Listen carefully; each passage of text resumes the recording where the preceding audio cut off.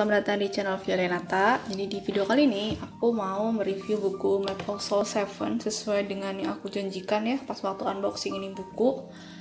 Kali ini aku udah selesai baca dan ya aku kesimpulan di awal aja ya. Memang buku ini ditujukan khusus untuk ARMY. Nah, ini membahas BTS ya. Cuman setelah aku baca buku ini, aku rasa ini juga akan gak apa-apa banget kalau bukan ARMY. Tapi pingin ngebaca, pingin lebih tahu lebih dalam soal persona, shadow, dan ego gitu. Nah, alasannya dan bagian mana yang sebenarnya cocok buat ARMY dan bukan ARMY nanti akan jelasin setelah kita bahas isi bukunya gitu ya. Nah, kalau misalnya kita lihat bukunya di awal tuh emang ya ini kayak buku-buku non-fiksi biasanya ya. Ada persembahan, ada kata pengantar. Nah, ini ada 2 kata pengantar. Yang pertama dari penulisnya sendiri, Dr. Murray Stein. Terus ada juga dari komunitas ARMY, BTS ARMY Help Center Indonesia ya, Sharon Malangkai kayak gitu. Nah, ini kata pengantarnya main panjang ya. Setelah itu baru ke daftar isi. Jadi kalau misalnya ARMY baca buku ini, menurutku bakal paling suka sama bab pertama, bab pendahuluan ya, karena ini bener-bener mengulas tentang album BTS yang Maple Soul 7, tentang artinya, kenapa milih judul itu, dan kenapa milih angka 7. Jadi selain 7 itu adalah jumlah anggota dan tahun ke-7 mereka ya, waktu rilis album itu, ternyata 7 ini juga punya berbagai makna yang cukup dalam kayak gitu. Nah, para ARMY bisa relate banget lah, bisa lebih mengerti lagi gitu ya tentang ternyata konsep album itu butuh rangkaian cerita, rangkaian arti yang cukup dalam kayak gitu untuk menyematkan angka 7 sendiri. Nah, jadi ini masih pembahasan soal tuh. Jadi ini pembahasan soal judul albumnya ya, Maple Soul dan 7. Terus yang cocok banget buat para ARMY adalah bab kedua. Selain tadi ya soal album Maple Soul 7, lirik-lirik di lagu BTS ini juga dibahas satu-satu sama Murray Stein. Lagu-lagu yang ada di album Maple Soul 7 tentu aja, sama ada lagu juga yang dari album sebelumnya ya, yang Maple Soul Persona. Nah, ada 2 yang dibahas yaitu Microcosmos dan Home. Ini dimasukin di Maple Soul Persona. Nah, di sini juga dibahas artinya ya, terus pandangan dari dunia psikologi kayak gimana, kayak gitu.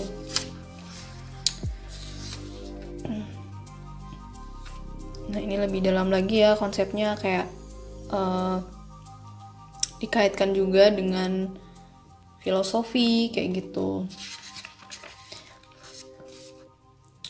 Nah, terus yang dari Maple Soul 7 dimulai dari persona atau intro ya. Ini dari lagunya RM. Nah, persona itu topeng ya yang dikenakan aktor awalnya gitu. Jadi sifat yang kita tunjukkan ke dunia luar. Terus habis itu baru masuk ke lagu-lagu yang di dalamnya. Nah, tracknya kan ada Boy With Love ya, yang pas waktu Maple Soul Persona. Pas waktu Maple Soul Persona ada Boy With Love. Terus ada Make It Right. Nah, jadi setiap artinya ini kayak, jadi setiap liriknya ini kan ada yang kayak I remember the night sky I saw you in my. Jadi lirik-liriknya ini disematkan di bagian pembahasan ya, terus nanti mulai dijelaskan dari sisi psikologinya kayak gitu. Apa sih sebenarnya yang mau disampaikan BTS lewat lirik itu, kayak gitu loh. Terus ada Jamaisu. Ini kebalikannya dejavu ya. Kalau dejavu kan kayak pernah ke tempat itu sebelumnya. Kalau Jamaisu tuh kebalikannya. Jadi menggambarkan pengalaman kalau kita udah pernah ke tempat itu, tapi kita nggak kenal kayak gitu. Kebalikannya sama dejavu. Muncul juga istilah-istilah baru ya. Jadi selain kalian belajar teori, kalian juga dapat pengetahuan ketika kalian baca buku ini. Terus ada Dionysus. Ini salah satu dewa di ini ya, salah satu dewa Romawi, salah satu dewa-dewa Yunani. Kalau di Percy Jackson, Dionysus itu kayak penjaga campnya gitu, penjaga camp para anak-anak dewa ya.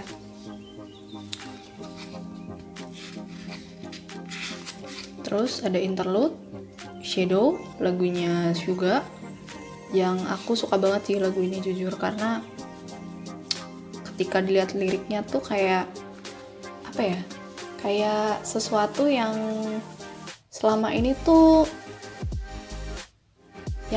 harusnya nggak diungkapin sama idol gitu loh. Karena kalau di Korea itu idol adalah sosok yang harus sangat-sangat sempurna kayak gitu. Tapi memang lagu-lagunya BTS tuh terutama lagu para rappernya itu lebih bebas gitu loh, gak cuman sekedar soal cinta doang sih. Nah, ini BTS Shadow ya. Nah, jadi selain liriknya di sini juga akan bahas soal MV-nya ya. Kayak contohnya ini ada di bagian MV Shadow, Suga muncul dari sebuah pintu dengan lingkaran merah cerah. Merah ini menggambarkan apa kayak gitu. Terus ketika dia muncul dari balik pintu, kita nggak tahu apa yang ada di balik pintu, tapi mungkin itu adalah semacam kegelapannya gitu ya, fase dimana dia akhirnya sendirian kayak gitu-gitulah. Terus ya ini The Black Swan, ini lagu yang paling aku suka juga. Semua aja paling aku suka ya, tapi Black Swan itu satu lagu yang akhirnya bikin aku main biola lagi sih jujur. Setelah sekian lama aku vakum dan sempet pingin berhenti aja, terus dengerin lagu ini jadi pingin main lagi gitu. Salah satu hal yang aku suka banget ya dari Black Swan itu adalah pesannya.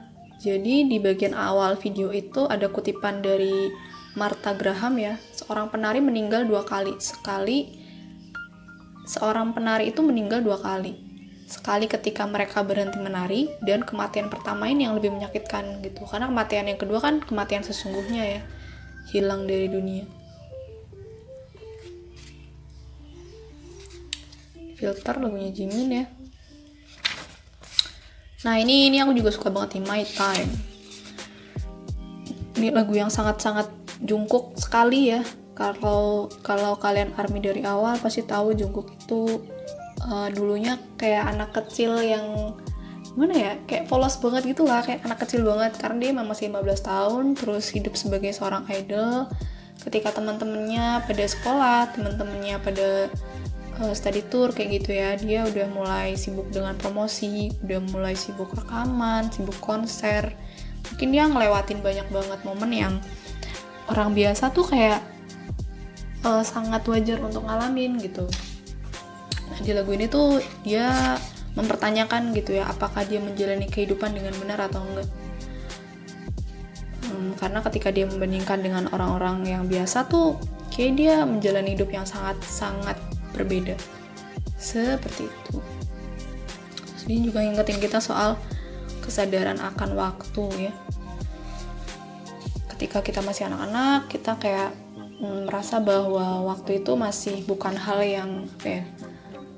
yang mencemaskan gitu kalau misalnya kita melakukan sesuatu. Karena kalau kita ngelakuin sesuatu dan kita gagal, kita masih punya banyak waktu untuk mulai dari awal gitu.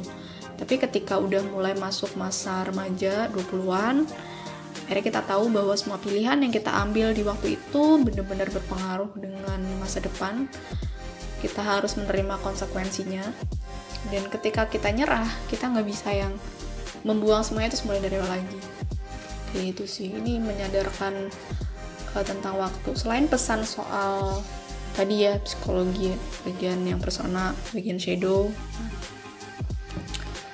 Terus ada lagu, ini lagu rap ya. Zero O'Clock, Inner Child, Friends. Jadi kalian bisa tahu masing-masing lagunya tuh dari sudut pandangnya si Muresten ya. Apa sih sebenarnya arti lagunya dan apa yang mau disampaikan lewat sudut pandang psikologi dan juga lewat sudut pandang filosofi segala macam kayak gitu. Terus terakhir adalah Ego, lagunya J-Hope ya. Jadi sebenarnya kalau misalnya dari buku ini ya, lagunya kayak lagu BTS kan biasa sering ya menyanyikan lagu di album itu secara solo, tapi sebenarnya ya itu ditujukan untuk grup juga gitu. Ini outro Ego. Nah, jadi bagian ini yang aku rasa sangat cocok untuk ARMY. Kalian yang ARMY garis keras, yang penyuka teori, wajib baca buku ini biar kalian lebih paham lagi tentang apa sih maksud dan arti di balik Map of Soul 7 kayak gitu. Aku nggak tahu sih apakah ini nyambung dengan BU atau enggak. Jadi kalau nggak tahu ya, BU itu Bangtan Universe. BTS tuh kayak punya universe-nya sendiri gitu loh di setiap albumnya. Jadi album mereka itu, jadi BU itu adalah universe yang dipunya oleh Bangtan Universe gitu. Jadi album mereka, lagu-lagu mereka itu kalau misalnya kita lihat itu saling terkoneksi gitu satu sama lain. Membuat sebuah cerita gitu loh, cerita utuh. Kayak gitu. Sempat ada bukunya juga sih kalau misalnya kalian mau baca. Cuma itu setauku masih belum ada versi Indonesianya, jadi harus baca versi Inggris. Dan harganya lumayan mahal gitu. Jadi kalau misalnya kalian suka teori dan kalian pingin tahu lebih lanjut tentang Map of Soul 7, ini buku ini cocok banget sih. Udah bahas tiap lagunya, ada bahas MV-nya juga kayak gitu ya. Yang dibahas dengan MV-nya ya tentu aja kayak Persona, terus Boy With Love, Shadow sama Ego gitu. Karena kan lagu-lagu itu yang ada MV-nya. Black Swan juga nih, sama apa lagi sih? On ya. Nah, dari sini ini yang udah mulai sebenarnya nggak apa-apa banget kalau kalian bukan ARMY tapi pengen baca. Karena kalau dibandingkan dengan yang buku Morestein, Young Map of Soul and Introduction, ini lebih ringkas, hanya mengulas 3 bagian aja. Bisa dibilang kayak bagian paling luar, bagian dalam, dan bagian paling dalam. Shadow, Persona, dan Ego, kalau misalnya diibaratkan ya kayak rumah. Persona itu bagian terasnya, tembok depan gitu ya, yang dilihat orang kalau lewat, yang akan dinilai orang ketika pertama kali datang gitu. Bagian Ego itu bagian lantai dasar, kayak yang ditempati orang gitulah, bagian lantai utamanya. Sementara Shadow itu adalah basement, jadi bagian yang nggak dilihat orang kalau misalnya masuk ke dalam gitu. Bagian yang jarang tersentuh juga kadang sama pemiliknya ya, basement kayak gitu.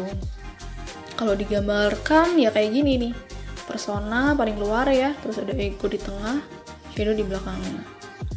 Ada beberapa bagian-bagian juga, cuman yang bakal dibahas lebih panjang di buku ini adalah 3 ini aja. Ini bahasnya singkat-singkat aja sih. Bayangan, Animus, Kompleks. Kalau kalian pingin mengenal 3 bagian itu, Shadow, Persona, Ego, baca buku ini dulu, baru baca yang Young Map of Soul an Introduction. Tapi kalau kalian pingin baca dari keseluruhan, gimana caranya manusia kok bisa memunculkan sifat kayak gitu, gimana caranya manusia menjadi individual yang, bagaimana caranya manusia jadi individu yang sesuai dengan jati dirinya, kalian baca bukunya yang Young Map of Soul 7, yang kayak bacanya yang Young Map of Soul kayak gitu. Nah, terus ini udah mulai bab persona ya, yang ditunjukkan kepada orang lain.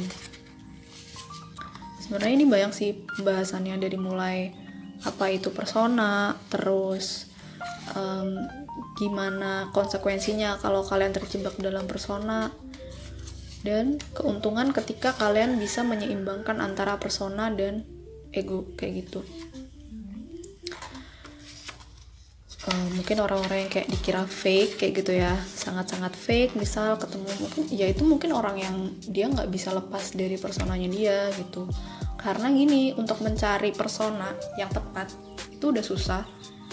Meskipun sebenarnya kalau kalian pengen jadi individu yang diri kalian apa adanya ya, terus berlindung di balik persona, itu juga nggak bagus, karena kalian akan memaksakan diri kalian untuk menjadi sosok yang baik dinilai orang lain kayak gitu loh. Ya jatuhnya akan jadi fake ketika kalian sama orang lain jadinya kayak gitu, ketika kalian sama orang terdekat misalnya ya, atau sama diri kalian sendiri tuh kalian nggak kayak gitu loh. Itu soal persona sih. Jadi meskipun semua orang akan punya persona, dan semua orang memang harus punya persona ketika dia terjun ke dunia lain ya.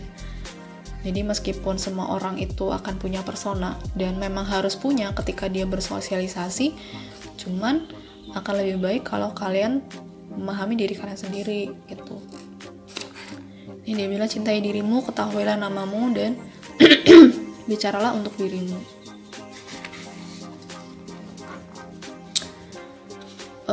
Menyadari adanya persona tuh kayak sebuah gerbang utama atau langkah pertama biar kalian bisa istilahnya kayak memahami sebenarnya diri kalian tuh kayak apa sih, kayak gitu loh. Jadi bukannya berakhir di situ, tapi itu adalah proses awal ketika kalian berkembang menjadi diri kalian yang sebenarnya. Seperti itu. Terus ada bayangan, ini lagunya Shadow. Ada bayangan, ini lagunya Suga yang Shadow. Yang mana aku suka banget karena bayangan ini adalah sifat-sifat atau motif-motif jelek tersembunyi yang manusia tuh pingin banget sembunyiin gitu. Kita nggak pingin orang lain tahu kalau kita tuh punya rasa kayak gitu atau punya motif kayak gitu. Yang pasti orang semua punya itu adalah rasa iri, rasa serakah, dan rasa egois gitu. Semua orang tuh pasti punya itu, iri, egois, dan serakah. Cuman ya akan disembunyikan gitu loh. Jadi bab pertama ya bahas tentang apa itu sebuah bayangan gitu ya. Terus akan membahas tentang peran bayangan. Nah, meskipun bayangan itu tersembunyi ya, meskipun bayangan itu tersembunyi, menariknya adalah di beberapa orang bayangan itu justru kekuatannya sama kayak persona gitu. Pernah dengar nggak sih kalau drama Korea tuh kayak apa ya, Hilmi ya, kayak Hilmi punya beberapa kepribadian, ada kepribadian yang jahatnya gitu ya, menggambarkan sebuah bayangan yang ternyata dia kekuatannya tuh hampir sama kayak persona, jadi dia malah muncul ke permukaan kayak gitu. Nah, makanya penting banget untuk kita menyadari bahwa kita itu punya bayangan, biar kita tahu atau biar kita lebih memaafkan diri kita sendiri gitu loh.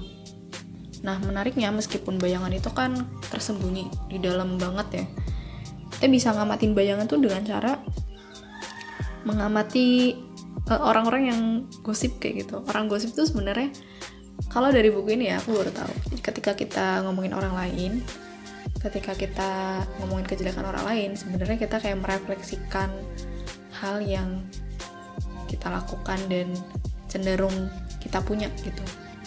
Kayak contohnya ada orang yang misal ya, kita nggak kenal sama orangnya nih, pakai baju yang bagus banget, terus kita julid di belakang kayak, ih gila ya, masa pakai baju kayak gitu ke tempat ini misal kayak gitu. Nah, dari aktivitas itu secara nggak langsung tuh kita bilang kalau kita tuh punya sifat iri gitu loh ke mereka.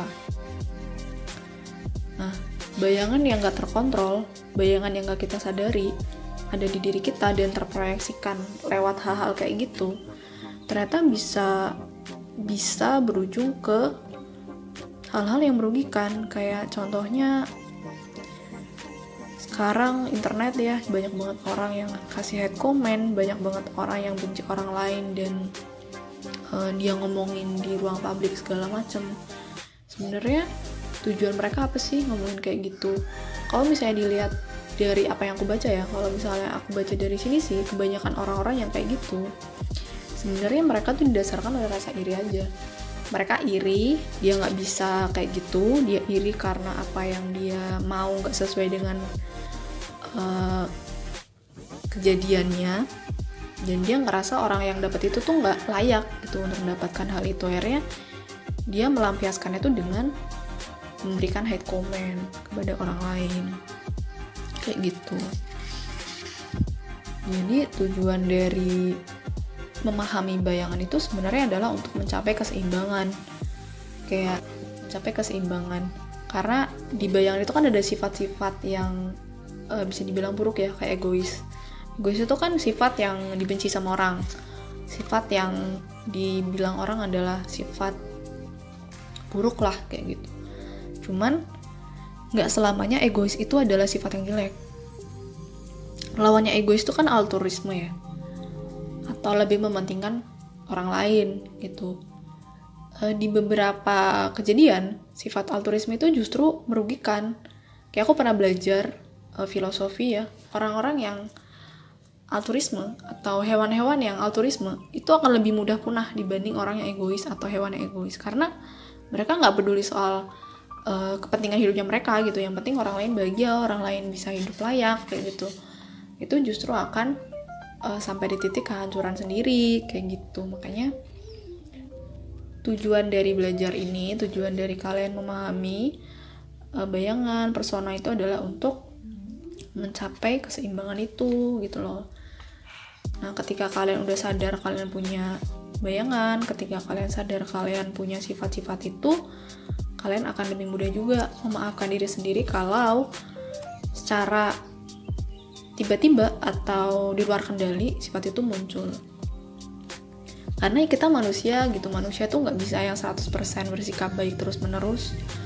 Manusia tuh nggak bisa yang terus-terusan mengontrol dirinya untuk jadi sangat-sangat baik di depan orang lain gitu. Apalagi bayangan ini sifatnya dia gampang keluar, muncul ketika orangnya tuh stres, capek gitu ya. Itu bisa dengan cepat muncul. Kita bisa lebih mudah untuk memahami, oh iya gue punya sifat kayak gini, gue nyakitin orang lain, gue minta maaf ke orangnya dan minta maaf ke diri sendiri, kayak gitu loh.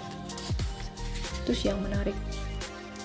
Nah, di sini ada banyak juga sih bahasan-bahasannya ya. Yang tadi aku omongin tuh kayak cuman sekelumit-sekelumit doang. Jadi kalau kalian baca sendiri pasti akan lebih banyak yang didapat. Terus yang terakhir adalah ego. Ego itu ya yang diri kita sendiri ya, kesadaran kita, bagian diri kita yang menentukan kayak gitu, kita maunya kemana, kita mau jadi apa kayak gitu. Dan langsung bersinggungan dengan persona. Pembahasan ego, ada bagian ego versus persona, terus ada bagian melihat ego gitu ya. Nah, terus resistensi ego, tahap transformasinya, perubahannya. Nah, ini sih yang cukup menarik ya, yang akan aku benar-benar tekankan buat kalian yang bukan ARMY pun bisa baca, karena di bagian ini akan membahas juga terbentuknya ego, wadah kesadaran ego. Yang paling penting tuh ternyata adalah masa kanak-kanak. Ini cocok sih kayak pas aku baca buku Toto Chan ya. Buku Toto Chan aku baca waktu SD. Nah, dari buku itu tuh aku dapet kesimpulan bahwa lingkungan awal itu ternyata bisa ngubah kepribadian orang. Toto Chan yang awalnya anak Badung ya, bisa dibilang anak Badung, susah diatur segala macam, ketika dia ketemu lingkungan yang baik, ketika dia ketemu orang dewasa yang memperlakukan dia kayak terbuka gitu loh, diskusi terbuka, terus dia menganggap Toto Chan itu adalah ya manusia juga yang pendapatnya tuh nggak selamanya salah gara-gara dia anak-anak. Akhirnya Toto Chan bisa berkembang jadi seseorang yang luar biasa gitu, dan lulusan dari SD Tomoe Gakuen itu jadi anak-anak yang hebat juga kemudian hari. Jadi penting banget untuk menyediakan lingkungan yang baik bagi anak kecil. Kayak gitu. Gak harus sempurna, karena kesempurnaan susah dicari ya, tapi harus cukup baik. Contohnya kayak Toto Chan itu kisah nyata ya guys, jadi kalau kalian mau baca bukunya, itu karyanya Kuroyo Nagi-san. Terus trauma di usia dini. Nah, kalau bisa, sebisa mungkin ya, jangan sampai kalian meninggalkan trauma. Buat ibu-ibu muda, keluarga muda, belajar juga soal psikologi, karena pengembangan anak itu ternyata ya di tangan kalian, karena kalian adalah lingkungan pertama mereka gitu. Kalau dari kecil anak kalian biasa diabaikan, biasa mengalami kayak pengabaian aja, tuh sebenarnya salah satu hal yang akan terbenam di anak itu gitu loh. Dan trauma itu susah disembuhin, yang bisa nyembuhin adalah diri anaknya sendiri. Begitu. Ini sih hal menarik yang menurutku bisa kalian dapatkan dari buku ini. Oh, ini trauma masa kanak-kanak yang akan terbawa sampai dia remaja atau sampai dewasa.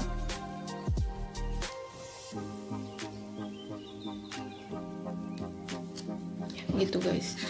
Jadi buku ini boleh aku bilang sangat-sangat menarik ya, meskipun ditujukan langsung untuk para ARMY ya, tapi bukan ARMY pun menurutku masih bisa banget baca. Kalau kalian nggak paham bagian pertama ya, karena ini membahas lirik lagu dan MV, mungkin bisa kalian lewati aja sih. Tapi kalau kalian penasaran ya bisa dilihat MV-nya juga atau lagunya juga.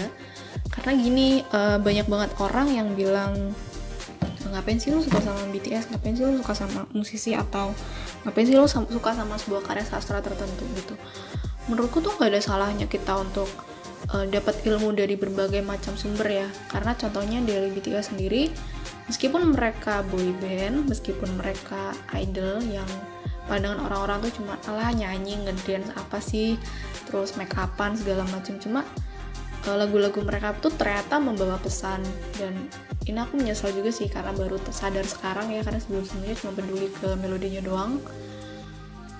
Dan banyak banget hal yang bisa jadi pemacunya gitu. Menurutku BTS cukup baik untuk jadi influence bagi anak-anak muda. ARMY Indonesia juga sudahlah, jangan terlalu banyak fanwar ya. Fokus aja ke belajar, fokus aja ke melakukan hal-hal yang positif, baca buku, terus belajar bahasa juga, karena kan kalau misalnya jadi penggemar K-pop tuh secara nggak langsung kita kayak dipaksa untuk belajar bahasa juga nggak sih, belajar bahasa Inggris, belajar bahasa Korea kayak gitu. Dari buku ini tuh aku juga dapat kesimpulan bahwa kita tuh nggak dituntut untuk jadi manusia sempurna kok. Nggak ada manusia sempurna dan nggak bisa juga untuk jadi manusia sempurna, karena setiap orang punya sisi gelap juga, semua orang punya sisi yang buruk. Orang itu dinilai sempurna karena ya memang personanya kelihatannya kayak gitu loh. Tapi orang yang terlalu perfect atau terlalu sempurna itu kadang dia justru mengagetkan gitu ya, kalau misal tiba-tiba sisi tergelapnya tuh muncul ke permukaan. Kayak gitu guys. Ya gitu aja sih dari aku. Jadi intinya nih recommended banget buat kalian ARMY silakanlah dibaca biar kalian tambah pengetahuan tentang psikologi ya. Ada juga sejarahnya kok di sini diangkat sedikit ya, kayak kisah Daedalus, terus dewa-dewa Yunani. Bermanfaat juga buat di kelas sejarah ya kalau kalian. Dan meskipun ini khusus BTS ya, membahas BTS, persona, shadow, dan ego, sekali lagi menurutku ini nggak apa-apa banget dibaca untuk kalian yang bukan ARMY, karena di bab terakhir, bab 3, 4, 5 khususnya, ketika bahas ketiga bagian ini sangat universal kok, semua orang bisa baca.